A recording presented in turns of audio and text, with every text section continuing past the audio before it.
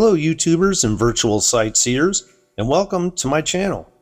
It's a beautiful day to be riding an e-bike in San Antonio, Texas. My co-pilot and I are traveling on Bcycles. They can be found all over San Antonio. You can rent these by the hour for about $15 or rent them for the entire day for just about $25. It's a great way to get around the city and enjoy a 14-mile bike trail that follows the San Antonio River. It's a very pleasant ride, filled with lots of natural scenery and their famous aqueducts. This is part 3 in my 4-part river trail series where I'm riding north along the river towards our destination, downtown San Antonio. And in this video, we're going to travel about 4 miles and we'll continue our adventure in the next video.